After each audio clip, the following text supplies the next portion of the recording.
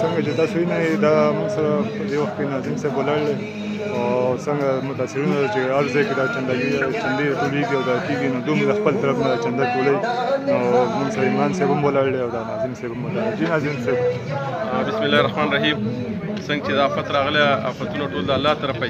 انشاءالله زموږ د ټولو کلي د عوامو دا دغه ده چې انشاءالله د خپلو وروڼو سره بشانه ولاړي. نن موږ راوتي یو ما عمران صاحب د کیو خان سکول د سټاف ممبران پرنسپل صاحب د هغو واړه هم راویستي دي او ګرځو په دې دوکانونو باندې هم په کورونو به هم انشاءالله چې د کوم زموږ افیکټ خلک دی په فیض آباد کې په امانکوټ کې په بنګلادیش کې چې هغو سره موږ خپل وس مطابق د دې کلي طرف څخه امداد وکړو. د دې مبارک راوتي خلک भरपूर انشاءالله زموږ سره مدد کوي. تاسو د نورو عوامو ته څه پیغام ورکوئ چې هغه صاحب حیثیت وي او دغه وي صاحب استعداد خلک دی په نوره کې ډېر غټ ماشاءالله سیټان دي هغو زموږ سره رابطه وکړي انشاءالله د هغو امانت د هغو زکات د هغو خیرات په صحیح ځایونو ته رسي صحیح مستحق کم خلک دی هغو ته به رسي. داسې به نه وي چې کور دی وران دی او امداد بل ته رسي بلکل به داسې نه وي. هم هغه سړي ته به رسي چې په چا باندې سخته ده د چا کور وران دی هغه موږ ته کور په کور معلوم دی موږ په هغې باندې ګرځېدلي وو د هغې موږ سروې کړې ده نو موږ هغو ته اپیل کوو چې زموږ سره رابطې وکړي خپل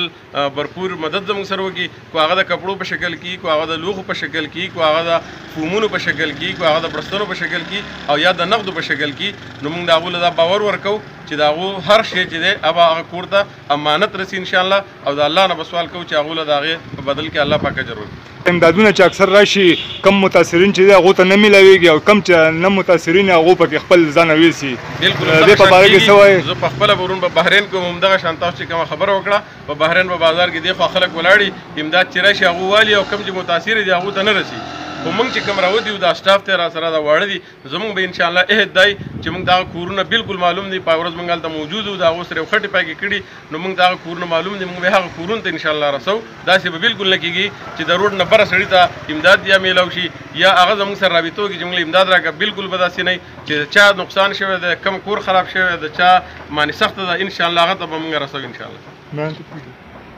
امام صاحب هم ولاړ دی تاسو څه وایئ امام صاحب؟ الرحیم زه خو د اول کیو خان سکول کوم سټاف چې دی د هغه کوم ماشومانان چې دي زه هغه اپریشیټ کوم ځکه چې موږ له پکار دي چې ځای په ځای باندې زموږ سکولونه دي یا که پرایویټ دي که هغه ګورنمنټ دي په دې ټیم کې موږ له پکار دي چې راوځو د دې خپل غریب ولس لپاره د دې متاثرینو لپاره کوم چې سیلاب متاثره کړي دي د هغه خلکو لپاره چنده وکړو. هغه تاسو ته ارشاد خان وویل چې هغه که مونږ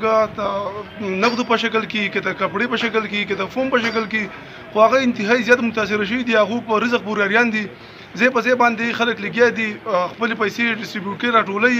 او دغه متاثرینو ته د هغو حق هغو ته رسي. په دې دغه باندې زمونږ د بنګلادیش محمد عالم چې د هغه یو ویلفیر دی